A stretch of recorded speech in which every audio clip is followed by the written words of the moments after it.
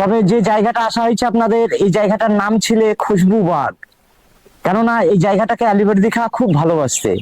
উনি এখানে একটা দিল্লির জামা মসজিদ মডেলের তৈরি করেছিলেন, আর উনি এখানে 108 রকম গোলাপের চাষ করতে। আর উনি হিরাজিল থেকে এখানে আসতে নৌকো করে এসে উনি এখানে নামাজ পড়তে, ফের হাওয়া ফা খেয়েই চলে যেতে। তবে উনি মারা যাওয়ার আগে বলে গিয়েছিলেন নবাব সিরাজদৌল্লাহকে যে, দেখ দাদু ভাই, আমি যদি মারা যাই যাতে আমার সমাধিটা যাতে খুশবাগে হয়। তো নবাব সিরাজদৌল্লাহ নিজে হাতেই সমাধিটা দিয়েছিলে। আর আলীবর্দী খাঁর ছেলে ছিল না, আলীবর্দী খাঁর 3 মেয়ে ছিলে, আমিনা, ঘ্যাসেটি, মমিনা।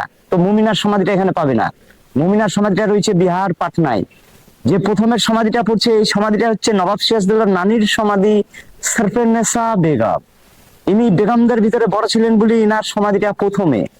তারপরে যে সমাধিটা পড়ছে সেটা হচ্ছে আমিনা বেগম, সিরাজের মা। পাশেঘাটটা হচ্ছে ঘ্যাসিটি বেগম, সিরাজের খালা, মানে যার 750 বিঘে ঝিল, মতি ঝিল। উনি ওখানে মুক্ত চাষ করতে। আর এই মুক্ত মুক্ত ঝিনুক থেকে মুক্ত তৈরি করতে। আর এই ঘ্যাসিটি বেগমই ছিল সিরাজের সাথে শত্রুতা, কেননা ব্রিটিশদের সাথে ইনি হাতে হাত মিলিয়েছিল। তবে লাস্টে সিরাজকে বাঁচানোর জন্য খুব চেষ্টা করেছিল উনি। সিরাজকে বলেছিল, তুই পানিপথে যাস না, তুই ডেঙ্গা পথে যাস। সিরাজ কিন্তু মানেনি। কি করে মানেন? ঘরের শত্রু বিভীষণ। সিরাজ সেই পানিপথে যেতে লাগলে উনি ধরা পড়ে গেলে। আমি ইতিহাসটা ভিতরে বলবো। তবে এখানে 3টে সমাধি দেখলে এরা 3জনই ছিলেন বেগম। এনারা পর্দার আড়ালে থাকতেন বলেই ওনাদের সমাধিগুলো দেখছেন ব্যারাকার দিয়ে ঘেরা।